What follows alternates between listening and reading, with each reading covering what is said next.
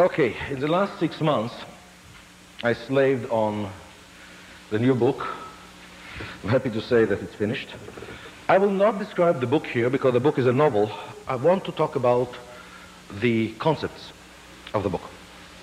The book is called Necessary but Not Sufficient, and in my eyes, what I've tried to portray in that book is technology.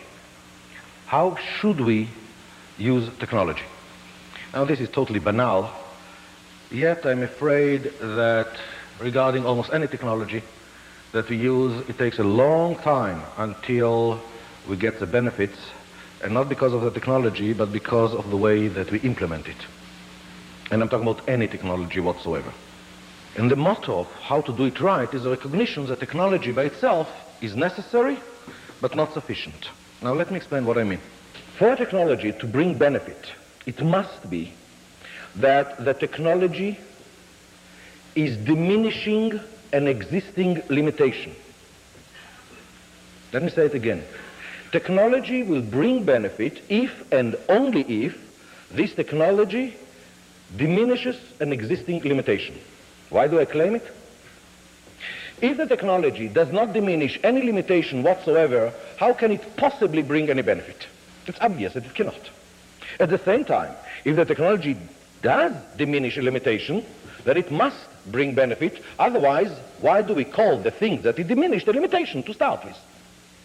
And this is the base for my claim that technology will bring benefit if and only if it diminishes a limitation. But now, let's take it a step further. The limitation, by definition, had to exist before the technology is brought into the game. What do we do when we have limitation? What we do is we live with it until we solve it. We learn to live with our limitation, which means, due to the fact that we have a limitation, we have developed some habits of behavior, and if the limitation is big, some rules of behavior, and if the limitation is very big, way of life, so that we do not constantly crash into the limitation. We learn to live with it. For example, before we had trains and cars, we had a limitation. And the limitation was that it was, for all practical purposes, not really feasible to do more than 40 kilometers, sorry, I'm in the States, more than 25 miles a day. And because of it, our way of life was that our living distance from the place that we worked was usually no more than 1 hour walk. That was the way of life, and that's how the whole world has been done.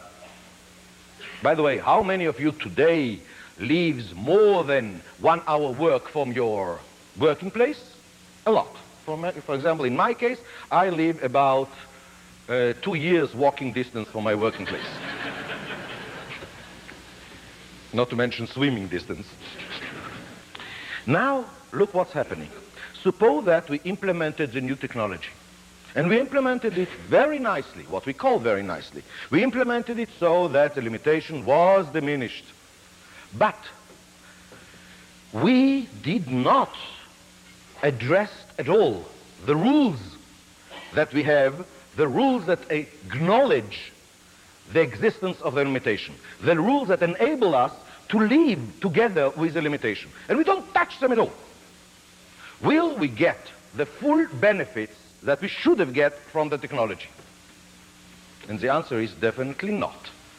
These rules are bringing back the limitation for all practical purposes.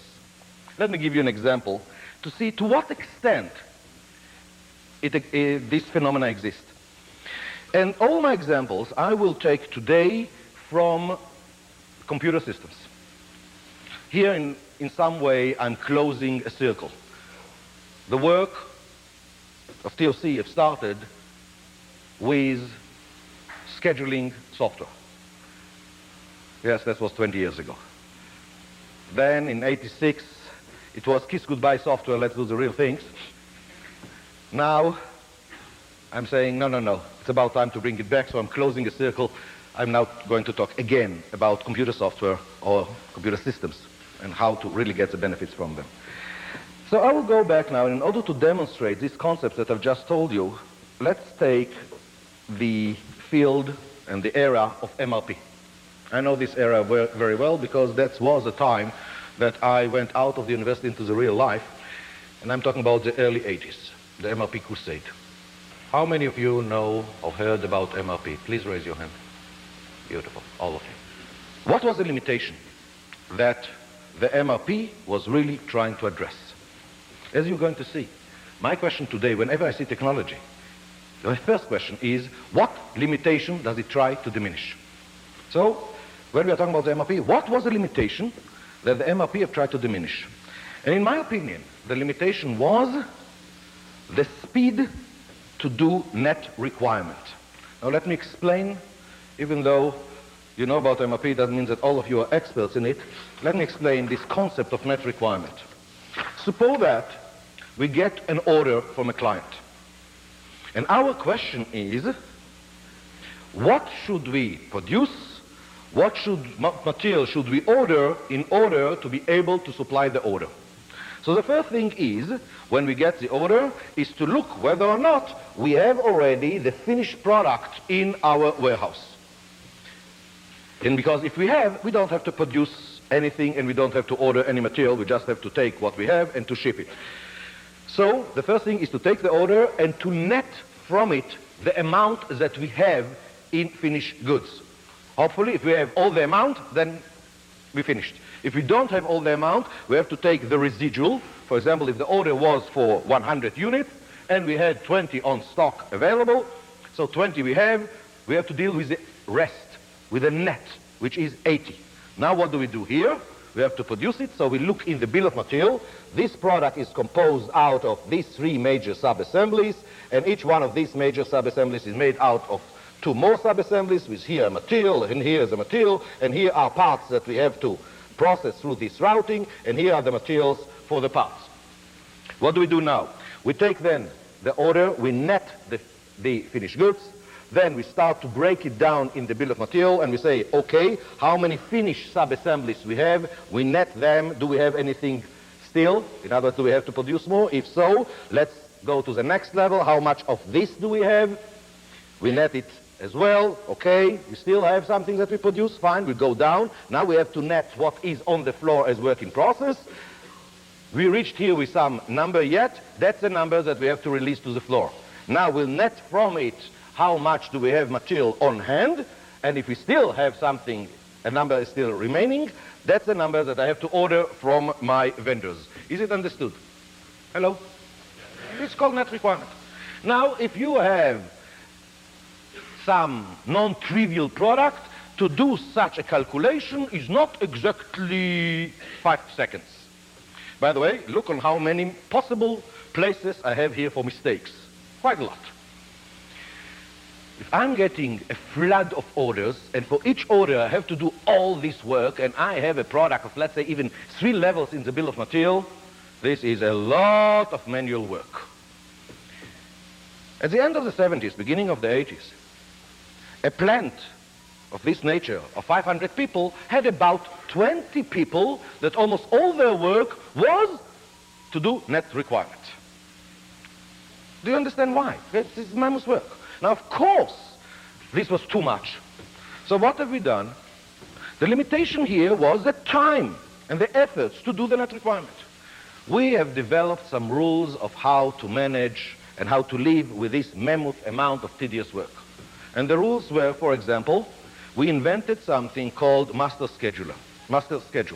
In other words, we don't deal anymore with individual order, we batch them. We batch them together. So we'll not have to do this work with every single order. We are taking all the orders for the same product at this level, and we batch it together.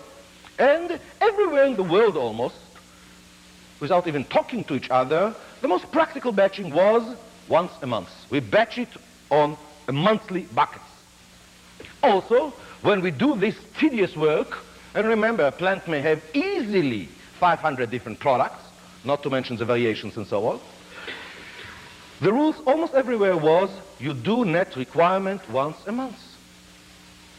Yes, we knew very well that due to that the inventories are much higher, and we knew very well that due to this mechanism we are jeopardizing our ability to react fast to an order.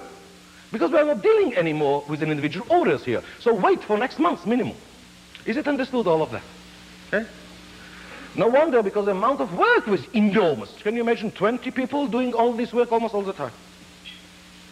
Now came the MRP with a beautiful computer, and surprise, surprise, all this work was done overnight.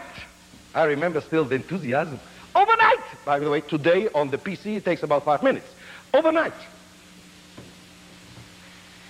And of course, this is a huge thing, and the MRP crusade started to move, and almost every company cracked and bought the MRP and implemented it. And then you started to hear some murmur coming out. And the murmur was, where are the benefits? Where are the benefits? And more people says, wait a minute, I've done all this work, where are the benefits? And then, as a reaction to all these huge complaints, we went and invented a new concept, a phrase. It was more than a phrase, it was a whole movement. And this was called Class A users. How many of you have heard about Class A users of MRP? Raise your hand. Not so many, but about half. Those that have been really involved. Class A user meant what? What do you have to do in order really to do it right?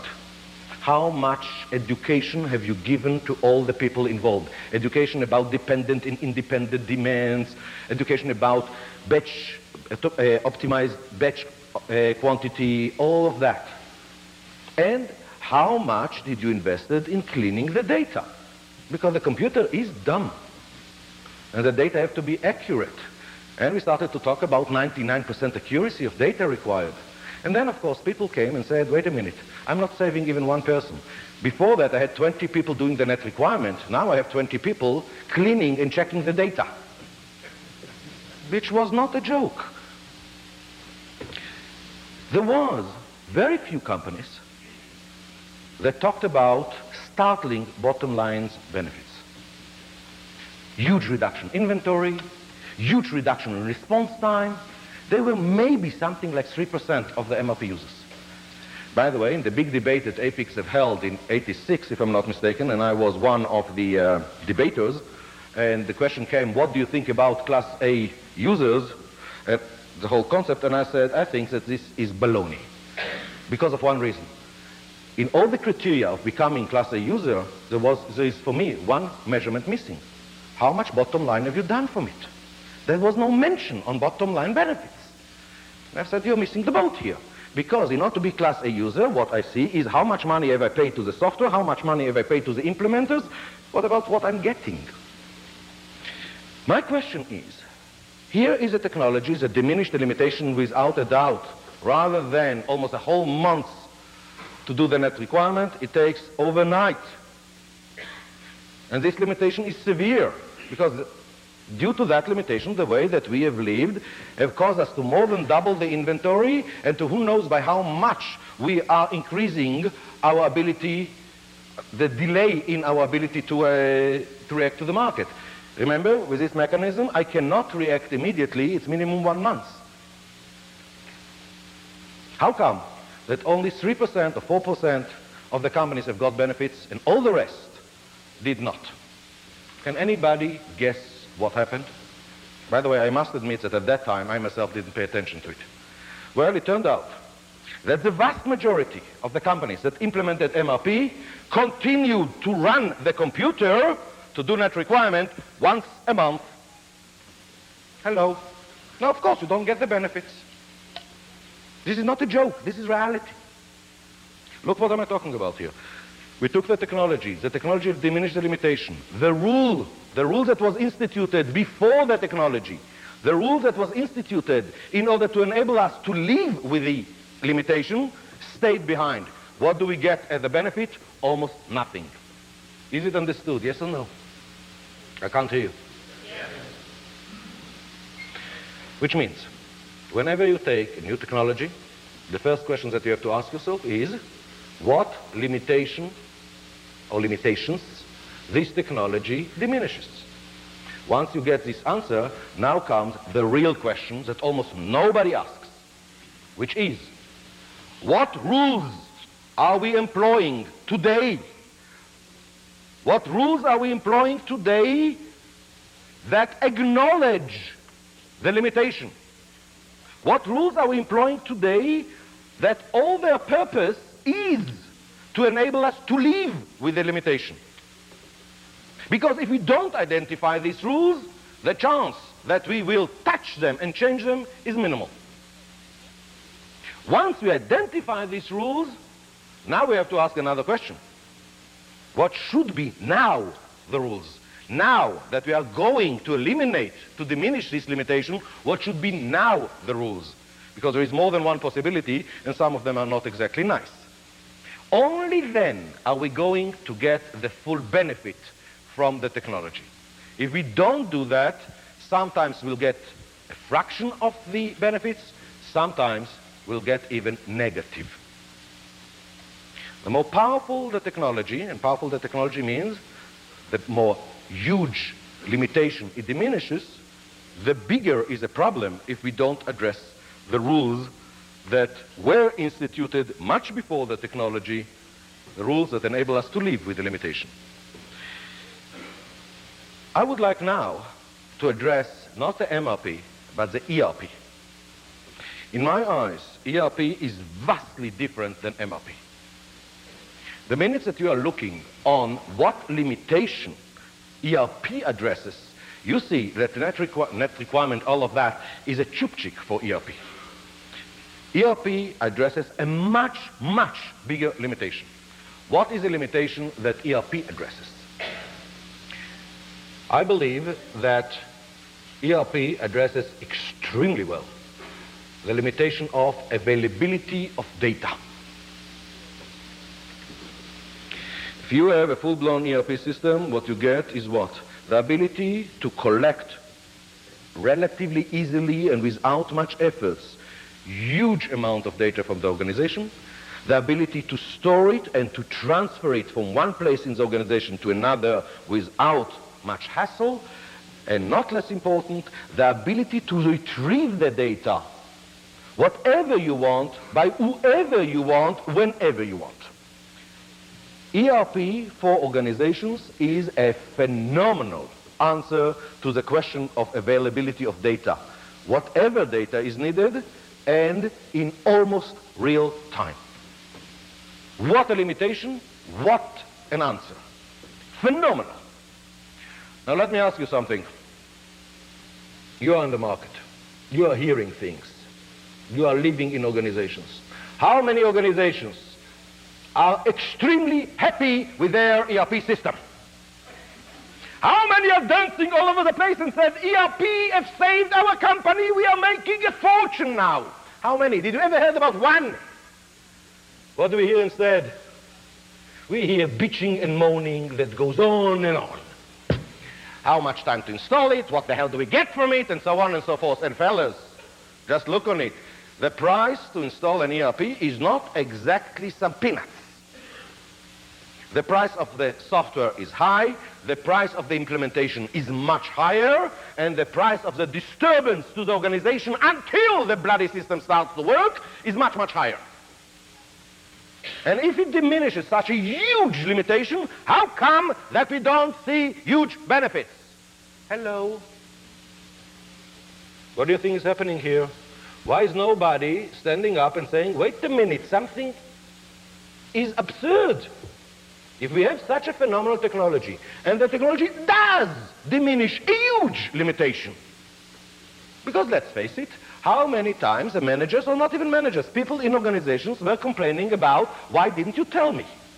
In other words, where is the data available on time? All of a sudden, all the data is available, almost in real time.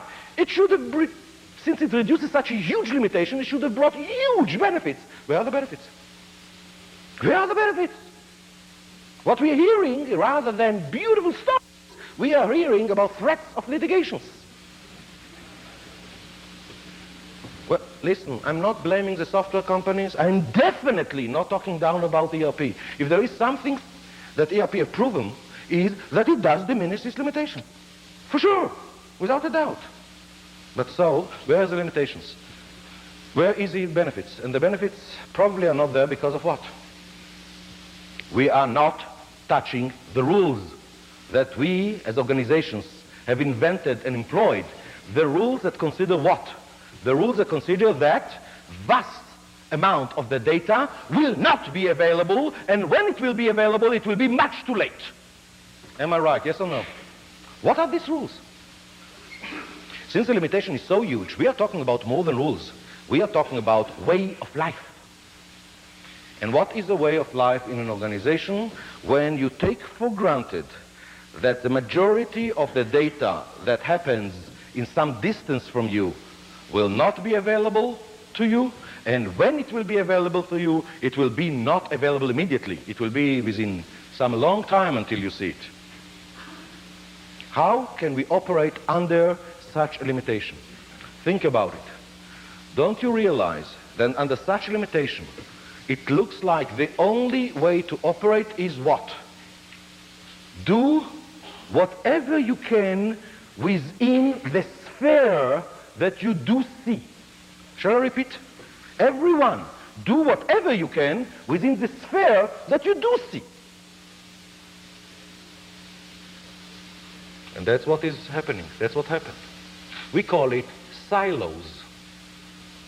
And within the silos, we are calling it local optima measurements, local optima management. Do you understand where it's coming from? It didn't came from the fact that people were stupid. It came from the fact that people acknowledge, I don't know what cells have done today, and I will not know it today, and probably I will not know it for a few weeks sometimes, if you're talking about large organization. But I have to decide what I'm producing today. So let's build the silos. Let's do whatever I can within my frame.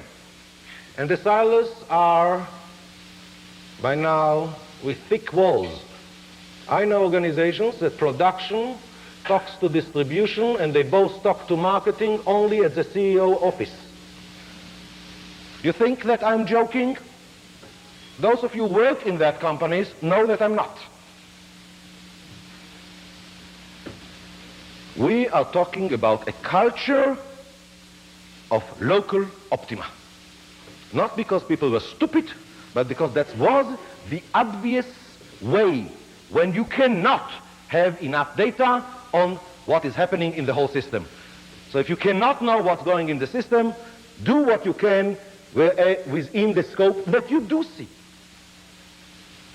Local optima started to take over. As a matter of fact, it wasn't so hard for the local optima to take over because let's look on how industry have developed.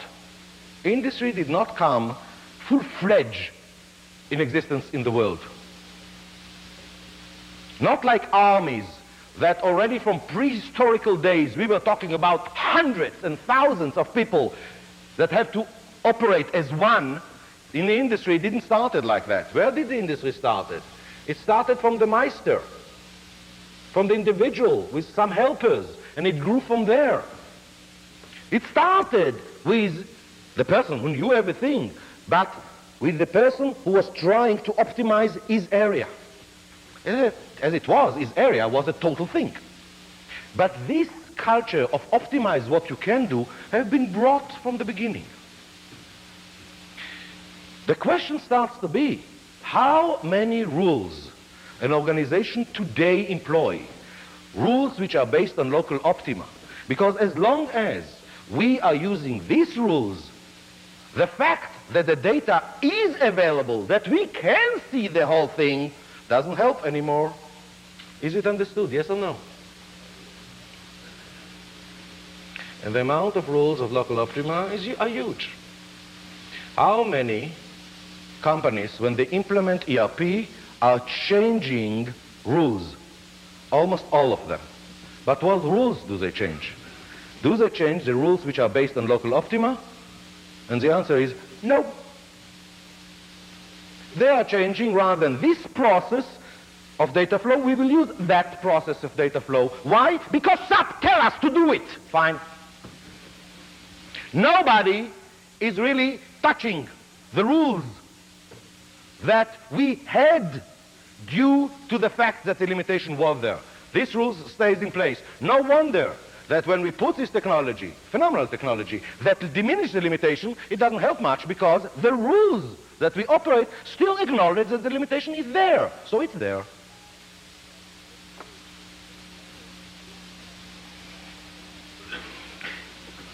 In this field, it's not easy at all to change the rules due to the fact that in this particular case, the rules are the rules of local optima.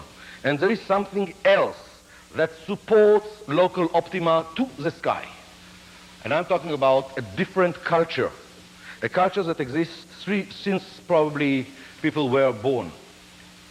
A culture that exists that dominates how people should behave, but do not dominate technology. There are two different cultures here. One culture is a culture that says a cent plus a cent plus a cent plus a cent plus a cent plus a cent accumulate to a nice fortune. I don't know about you, I was raised to believe in that culture. My parents raised me to believe in it. My teachers raised me to believe in it. What about you? Have you been raised in the same way? Yes or no? Yes. Sometimes to the extent that I was told, you must finish this piece of bread. And the reason was because people are starving in India. Until today, I couldn't figure out how. By the fact that I will finish it, people will not starve in India. Save, save, save everywhere. Don't you realize that this is a culture of everything counts, of save every cent, of local optima? There is another culture, also very ancient, and this is a culture that governs technology. In technology, we are not talking about a cent plus a cent plus a cent plus a cent plus a cent accumulate to a fortune. We are not talking about that at all. I believe that the first one that probably verbalized it, who knows what he really said, but the legend is that this person said, give me, or he said, if I can find a leverage point, I can move the earth. This guy was Archimedes. He's not talking about a cent plus a cent until we reach the result. He's talking about reaching huge results within one shot. The opposite of the other culture. By the way, when you're coming to a person like Bill Gates and asking, do you believe in a cent plus a cent? That's how you've built $50 billion? He says, probably will answer you, I'm too young for that. Technology and all our way to get technology, we are not looking of 0.1% improvement. We are looking on a jump, on something like, let's get 30% better performance from our new design, from our new technology. And there are today industries, these crazy industries, where the standard is double the performance of all products within 1 year. Every year. Do you know about such companies? Of course you do. By the way, these same companies are not saying, let's double the performance of our net profit every year as a standard. They're talking about doubling the performance of the product. But why don't they say the others? Well, don't they say, let's double the performance of our net profit every year, for year and year and year and year after year, 10 years as a standard? Because probably when we are coming to the organization, even in technology-driven companies, we are still thinking in terms of a cent plus a cent plus a cent plus a cent. I came to realize how deep is this conviction just 3 months ago. I was asked to participate in a conference organized by Industry Week. And this conference was in order to announce the 10 best plants in America.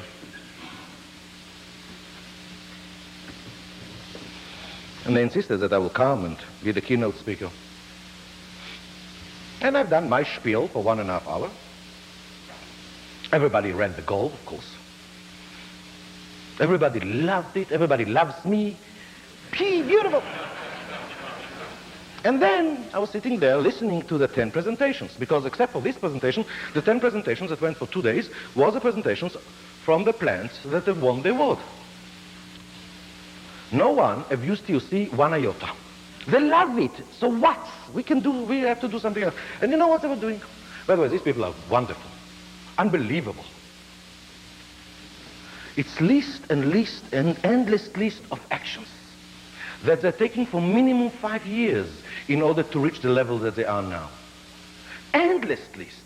And one of the items of the list is, for example, how many improvement projects do they start and finish every year? And I still remember the number that was said by the first plant. And the number was 1,847 improvement projects. Can you imagine how it sounds in my ears? For heaven's sake, these people are in chupchiks up to here. And yes, they've got results after 5 years of mammoth work. And you know what was so discouraging? These results are no better, and in one aspect even worse, than the results that we expect from a TOC company to reach after 6 months. And by the way, almost no one is reporting how much the throughput went up. And those at the reports are talking about 20% up of throughput. What's happening here?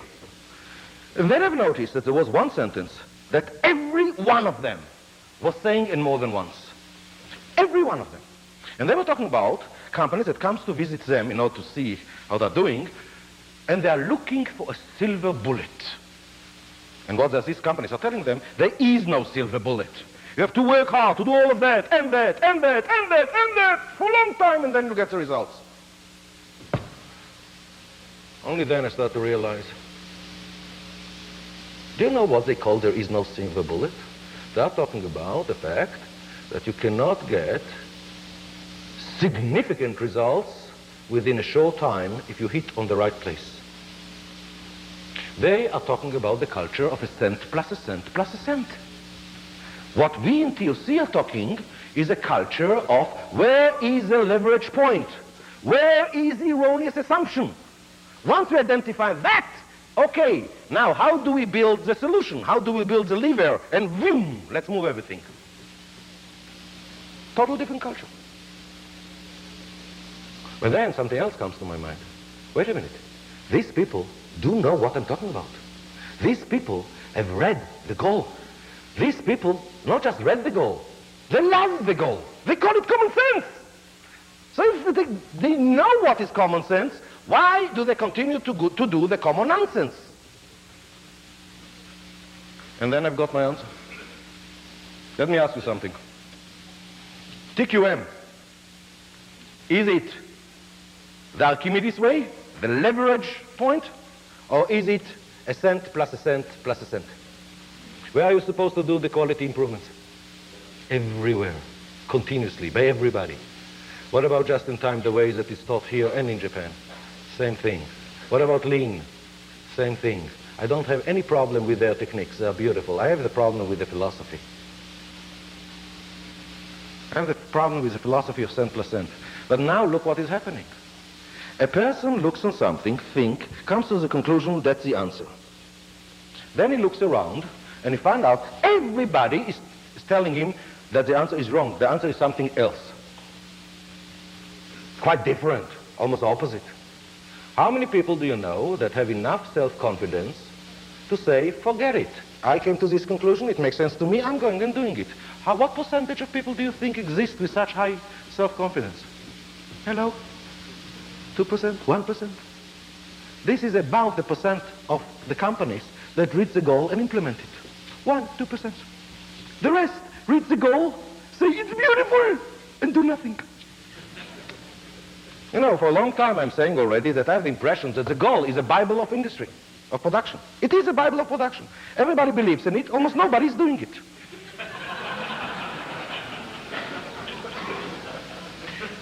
Now take what we said here and combine it with what we said about ERP. Again, since we didn't have the information coming from all sides, since we didn't have the availability of it, one of the, if not the most obvious solution was, fine, do whatever you can within the spheres that you do see. In other words, immediately it means do local optima.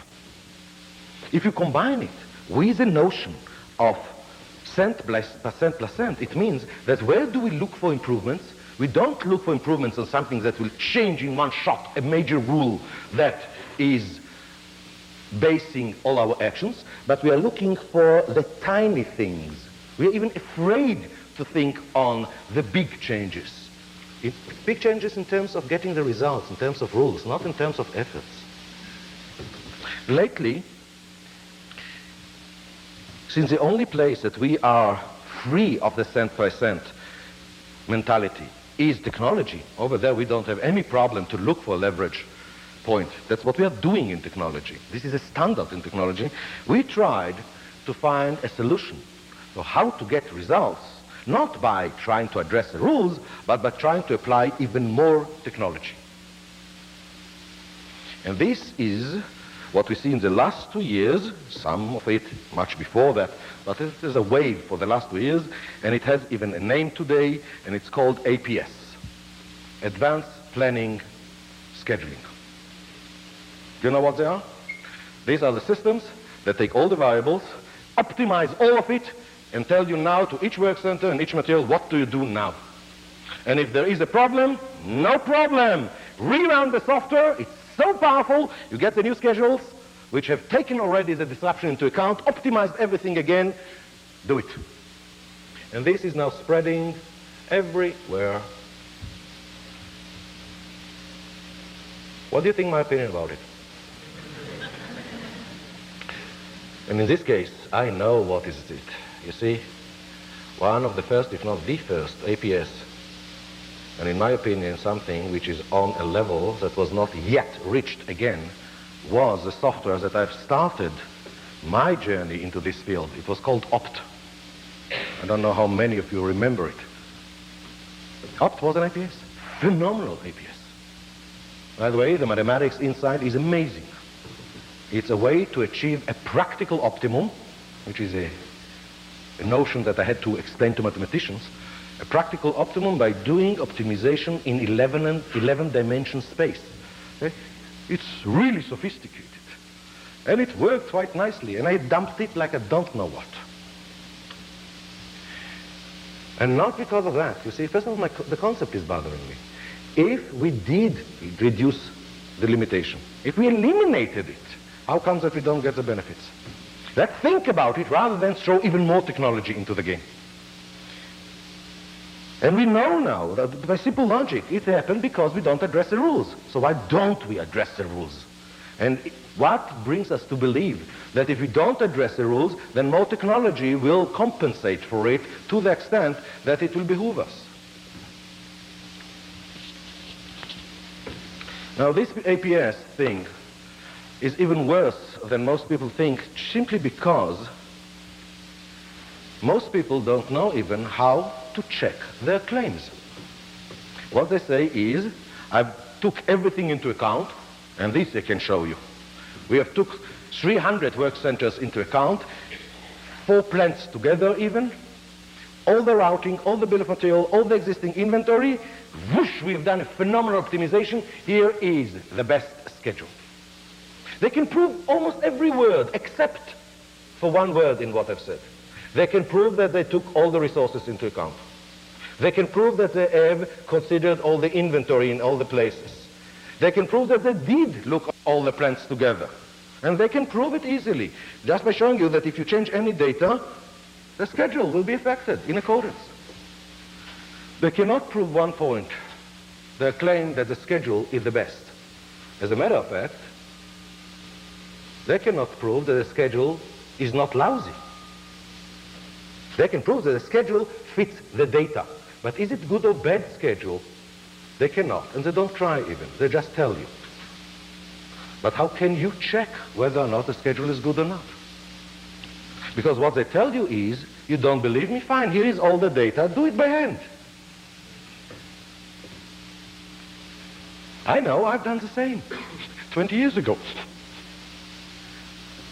Well, if you really look into it, you find out there is an easy way to check and to show to what extent all this notion of these huge optimizations is wrong and does not lead to good benefit. It leads to even worse results, unless, of course, it's done properly, because they have clients that will tell you we've got huge results. About 5% of their clients. Go and check what the clients have done. These clients that got results are using the APS not according to how they were told to use it, but they're using the APS to implement a version of drum buffer rope, each one of them. Because if you are looking around, MRP to force it to do drum buffer rope is much more difficult than to force an APS to do a drum buffer rope. And that's where the results are coming. But if you look on it conceptually, look what is a mistake and how to go and expose it and do it. Take any example.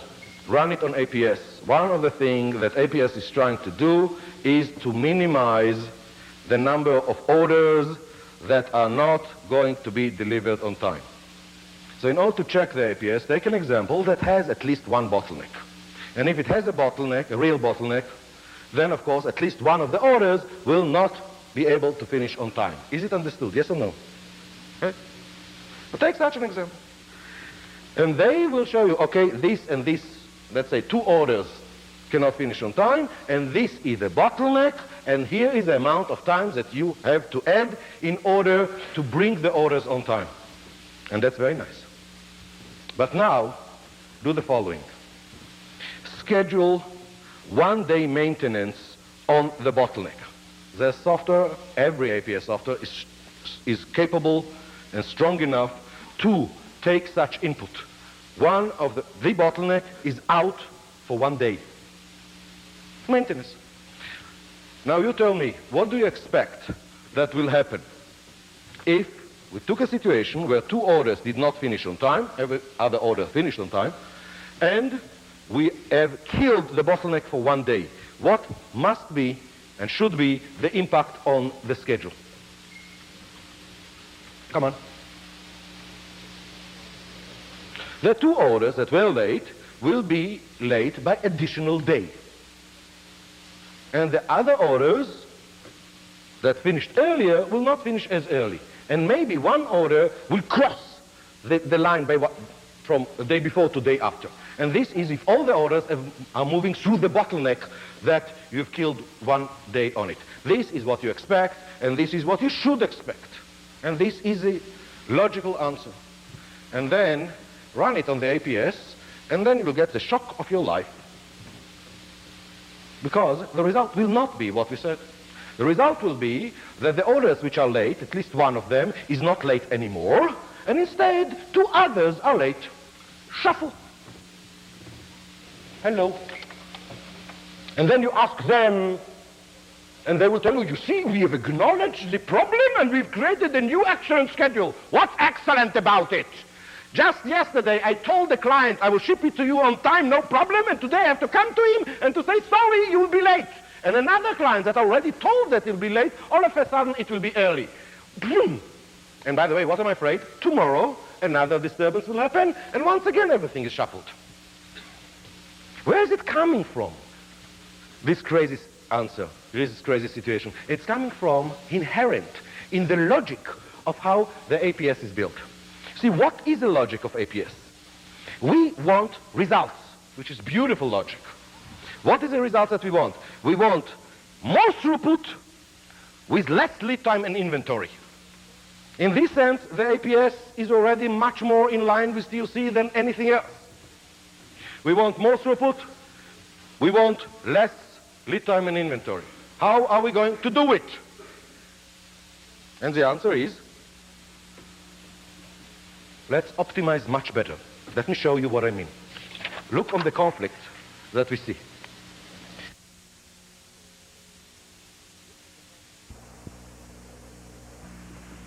Let's optimize much better.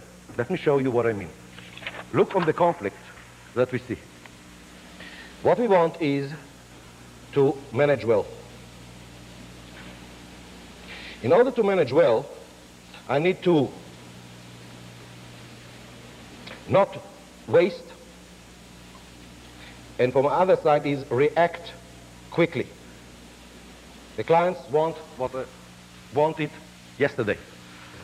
The faster I will give everybody whatever they want, the better I will be considered as a manager. It's the same thing, don't waste, because if you waste and don't pay attention to what you have, the expenses will go through the roof.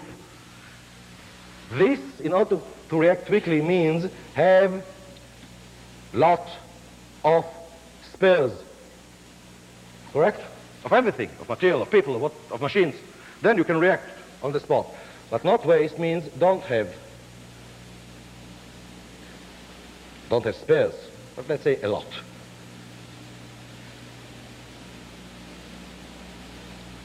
There is this conflict. And then we are playing on this conflict. What do we say? We say, let's have this computer, this super brain, mathematical brain, and it will optimize so that it will minimize the amount of spares that I have to do here, and by that, it will minimize the conflict. Is it understood? Yes or no? Hello? Have I lost you? Not yet? Good. In order to do that, what do they do now? We have to make sure that whenever we see, when we build the schedule, whenever we see a resource available, immediately let's find him what to do. Let's find him work, if there is work. Whenever we see a work order that is not dealt, let's find the resource to work on it. In this way, I can minimize the amount of spare capacity that I need, and at the same time to minimize lead time. Is it understood, yes or no? Okay. This is the way it's working. Now look what is happening due to that. Due to this concept, suppose that I am starting the schedule with one small change. And the change is one stage on one work order is not finished relative to it is finished. What is this small change causing? And by the way, this is something that happens all the time. It's not even Murphy. If it is finished, then a resource will be assigned immediately to the next operation. And due to that, whenever it's finished, another resource will be assigned to the next operation after that. But if it's not finished, this resource is not going to be assigned to the next operation. It will be assigned to another work order. And due to that, the next resource will be assigned also to another work order. Look what is happening. Due to this mentality of let's assign everything immediately, what you are getting is that a small disruption is now spreading through two mechanisms. It's spreading through the resources. This resource will not do that, and because of it will not do that, and because of it will not do that. This is one mechanism where the change is spreading. The other mechanism is the mechanism of the product itself. This work order will not be finished. Because of it, the next stage will disrupt, will change what the resource is doing, and so on. So what you get is that the change that happens here, for example, is spreading through the resources to the other places, and through the product itself to here, and then to here. You see what is happening in each one place like that? It's continued to spread into all directions. This is a very, very effective mechanism to spread the disruption everywhere. Where do you have more effect? The less excess capacity you have in the plant, the more it spreads everywhere. If you're talking, here I'm talking about from a lot of experience, because this thing killed me in 81, 82. If you're talking about a plant that have only 50% excess capacity, whenever you try to rerun a schedule, even if you've done perfectly everything according to the schedule, simply small lack of reporting in terms of I haven't finished the batch or I have finished the batch, even if everything was perfect, that never happens, the schedule that is coming out is not tied up to the schedule that you've released before. Everything is changing. And due to that, the orders are changing and all the work instructions are changing, and people are telling you it's craziness. Due to that, they do not rerun it every time, but they rerun it once a week, and even then they know everything will start to change, which is total craziness. And actually, this is not craziness only from the practical point of view, it is craziness for something much, much worse.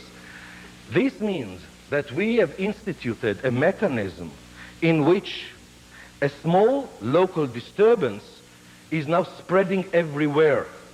Do you know what we've done? We have violated the most important principle that Deming was trying to teach the world, which is there are small disruptions, don't touch them. If you will try to realign a machine wherever there is a small deviation, you with your own hands are turning random noise into systematic, much larger noise. And he was talking about one machine. Here is a phenomenal mechanism to do it on the whole plant, to kill ourselves. The severity of that so much that in 82, I've swallowed my pride and I've dumped this phenomenal algorithm, and I came out with a version called Observe, saying, we'll optimize only the bottleneck. Everything else must be subordinated to it. And that's what dumps all this all these disturbances. And that's what allows continuity. Because you see, there is something that we don't pay attention to, which is the ABC in TOC. As long as Murphy exists, we must have spare capacity. If we have spare capacity, don't even dream to use the spare capacity just because it's there. Because if you use the spare capacity as if you must use it, you will create havoc and increase the inventories and so on. So the trick becomes when to use the spare capacity and when not to use it. And that's the change in the rules that we have to put. Thank God that, by the way, just in time we've done just that. When not to use the spare capacity. When you don't have a Kanban card, don't work. Now, look on what is happening. We have the ERP. The ERP is enterprise-wide. If we really want the benefits, we have to find out what are the rules of the local optima and what do we have to do in order to change them. Then we'll get phenomenal benefits. If we don't do that, we are easy prey for mathematical algorithms which are totally crazy. Not only that, we will not get the results, or we'll get just a fraction of the results. In my book, what I've tried to do is, first of all, to show you to what extent we are going here astray. To what extent even what we call today the justification of ERP is something that we would not have accepted as justification in any other case. When you are coming to justify an investment, you have to justify it by bottom line. Am I right? When you come to justify an ERP system, all of a sudden justification like better visibility into operation is good enough.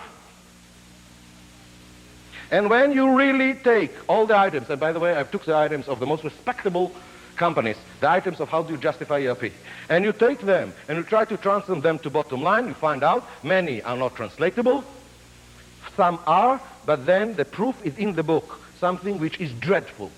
It shows that if you are a company above $1 billion, above $1 billion, then the ERP will give, at the current stage, with your wrong rules, it will give benefits to cover the entire cost of implementation. It will cover itself around 3 years' time. But as you go below the $1 billion, the justification is reduced so quickly that it's unbelievable. I don't believe that when you reach the 500 million, that the ERP justifies itself anymore. Remember, I don't say that we shouldn't have ERP. I'm saying that as long as we are so dumb as not to take the benefits from reduced limitation by changing the rules, the anachronistic rules that we still have, under that situation, ERP does not justify itself in a company of less than $500 million a year. Not at all. Then comes the point of, fine, if we are willing to change the rules, comes the second question. Is the ERP, as it stands now, suitable to support an organization with the new rules? For example, ask yourself what ERP will support a just-in-time production environment. And you'll find out most ERPs will have to go through major hiccups, and they will not really support it, not fully. And if we are talking about which ERP system, full ERP system, is today supporting drum buffer open buffer management, what is the answer? 0. And because of it, what is happening? Either we say, okay, we have the ERP, and now we have a private system on the side that we do with Excel and so on. Or we buy some sophisticated APS and we torture it to become a drum buffer rope, and we put it so that it's somewhat interfacing with the ERP. Why do we have to go like that? Especially when we know one thing. Damn it, in 2 years we'll get a new version. What are we going to do then? Start again everything? So it's about time to look on what are the changes that are needed to be done inside the ERP, what is the magnitude and what will be the benefits. That's what I'm trying to do in this book. By the way, don't get the impression that it's a technical book. It is not a love story, but what I've tried to do in order to make things witty and so on, what I've tried to do is to address two issues that might be of interest to you. One is what is a life in a NASDAQ company? We know that the NASDAQ companies are quite different than regular companies. I'm talking about the super high-tech companies. Okay? What is a life there? Why is it so up, down, crazy, and so on? The lifetime, the speed in which things happening in those type of companies, I would say that what is happening there in 3 months is equivalent to about what happens in regular business or regular industry in 3 years. And to understand what is the meaning of it, what is the environment, how do they operate, and so on, this is the background of all this book, which compensates for things like that, okay? Of the proof of why APS will not by definition work and what to do in order to make it work. The other thing is I'm analyzing the history of the ERP company. The heroes of the book are not plant manager and his staff. It is the CEO of a software company and his staff. And I'm analyzing the period of 98, 99. At the beginning of 98, ERP was the most hottest things in the investment community, more hot than the internet today. You could have raised whatever amount of money that you wanted for the ERP. In the middle of 99, you couldn't cause an investor to touch an ERP company with a 10-foot pole. What the hell happened? Okay? Now people say, wait, okay, so what? What really happened? So this is a full analysis. Okay, through the story you see exactly what happened, why it must have happened, and the second half of the book is of course fictitious, because the second half of the book is the solution and what the company could have done in order to make it huge success and take over everything, something that did not happen in reality because no one have implemented the solution. But the solution that I'm talking about is what? Understanding what are the rules that has to be changed, what are the anachronistic rules that becomes anachronistic due to the fact that the ERP is diminishing the limitation. What does it mean in terms of what changes has to be done in the software? My estimation is that if you are taking a full-blown ERP, about 3% new code has to be written, and about 40% of old code has to be erased. That's it. And then it's working beautifully. By the way, it takes much, much less time to erase code, but it takes much, much more time to convince programmers to erase code. So over there is a real battle, not on the writing of the 3%, which are like, for example, how do you tie up correctly? How do you force the APS that is needed in so many places in order to optimize the bottleneck? And in the book I'm showing where is it essential to optimize the bottleneck and where can you do it manually. And how do you tie it into the ERP rather than trying to schedule everything in accordance in the APS way. This combination of the APS working on the bottleneck and the ERP doing everything else is by far better than the APS alone. At the same time, we need a new piece of code, like, for example, the buffer management, which does not exist at all. Okay? All of that is what is coming out to be the 3%. But then, a major part of the software which is missing is the measurements. The measurements are, that the ERP are giving us, is according to the measurements that we use today, which are basically cost accounting based measurements, yuck. You all know the problem. What you don't know, and it was not enough emphasis in my previous books, even though I wrote it here and there. Ladies and gentlemen, when you are dealing with a part of a company, a link, and this link have to guide what it should do, TIOE, throughput, inventory, operating expense, are the name of the game in terms of guiding decisions and so on. But when we are dealing with relationship between links, with the silos, or relationship between companies, in other words, the supply chain, the operational measurements, the key here is not throughput, inventory, and operating expense, which of course have to be the ruler from the top. The key is the throughput dollar days and the inventory dollar days. They are the key to enable a smooth functioning of a chain, either internally or externally. All the proof of it and so on is in this new book. Now, how many of you know about throughput dollar days and inventory dollar days? Raise your hand. Okay. About half. I wrote about it quite extensively in the past, but I never wrote to what extent these are the key whenever you're talking about a supply chain. There is a huge problem in the supply chain. The biggest problem in the supply chain is that one link don't exactly trust and love the other. And trust is nice as long as we have excellent measurements to act as a watchguard. What are the measurements that we need to employ so each link can trust the other? And these are the throughput dollar days in the inventory dollar days, and it's about time to start to use them on a major scale. Essential. Don't hold your breath. It will take about 2 months or 3 months for my publisher to bring the book out. It does cover all of it, and then it shows the practicality of what I think, how the whole field of the software for organization should be done. There is another huge dichotomy out there. And I'm now talking from the point of view of the clients. I'm a company, I'm coming to buy an ERP system. If I'm a very large company, I'm talking here about easily $50 million. Easily. I'm not talking about how much it will cost me really to implement it, and the damage of the disturbance in the operation and so on. At this size company, I'm doing investments of $50 million probably once a month. Big deal.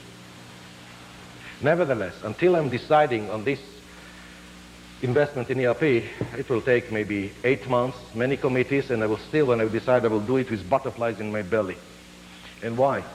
Because one of the aspects that most software companies and hardware companies, especially software companies, refuse to even look at is to what extent this investment in a computer system is not like almost any other investment. As a big company, I'm making investments of this order of magnitude every month, but in what? In new companies, or in buildings, or in machines. In each case of such an investment, I have an asset that I can take to the bank as a collateral, minimum. Now I invested $50 million into a computer system. Do I have a collateral in my hand? Can I take the computer system that invested $50 million to a bank and put it as a collateral? Show me such a bank. They will laugh in my face. What do I have in my hand as an investment? Nothing. So the risk here is by far bigger. More than that, I know that if I'll come and want to sell it to somebody else, like I bought a machine and I want to sell it, or I bought a building, I want to resell it, I bought a computer system, now I want to resell it, who will buy it? The value is zero for it. But on top of it, I have another problem. I know that even though I'm buying the state-of-the-art software and hardware of today, in 2 years, what I have is old. Am I right, yes or no? Hello? And then I start to ask myself, I'm not buying anything anyhow. I'm not buying any asset. If that's the case, why should I buy it at all? Why won't I buy what it really is? It's not an investment, it's a service. So why won't we call it a service and pay according to service? I will give you the data, you give me back the information. Whatever my people want, whoever wants it, whenever he wants it, in whatever format he wants. That's what I need it for. But I don't want to go through this mumbo-jumbo of I'm buying thin air. I'm buying a service, pay him. Give me the service. And I will pay like I'm paying for a service on an ongoing basis. Gladly. Why won't we turn this field from a fiasco into something that makes much more business sense? Is it better for the ERP companies? Oh, by far. Because one of the problems of the ERP companies is to what extent they're exhausting their markets. Because you see, you sold a company, an ERP. The chance that you can resell an ERP to that company in the next 5 years is not exactly high. But the real message that I wanted to do here is relating to the fact that many of you are technology-driven companies. You are implementing technology, and many of you are providing technology to the market. And many of you that provide technology to the market are complaining about marketing constraint. Here is a way of how to address your marketing constraint. Again, what are the steps? You provide a technology, fine. Ask the first question. Verbalize clearly what limitation does your technology diminish for your client. Once you do that, you have to go outside your boundary. Today, you don't go into the underwears of your client. Now you have to do it. You will have to go there, and you will have to think, and you will have to do it, because they will not. Or you cannot afford the time until they will. You have to ask and find out the answer. What rules exist today in the client? Rules that enable the client to live with a limitation that you are going to diminish. And as part of your package, you will have to show not only which rules have to be changed, but how to cause the change in your client.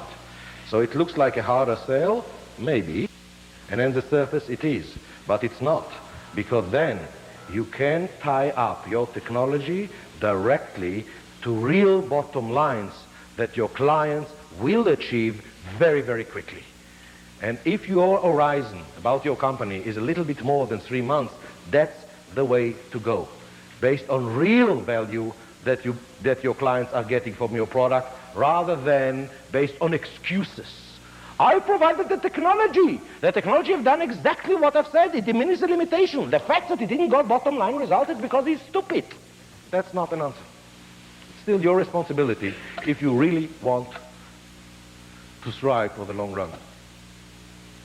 Hopefully, you will take this message, and hopefully also internally, whenever you buy a new technology, whether or not it's a machine or a process, exactly the same analysis. What limitation this technology diminish? What is going to be the anachronistic rules? How are we changing these rules?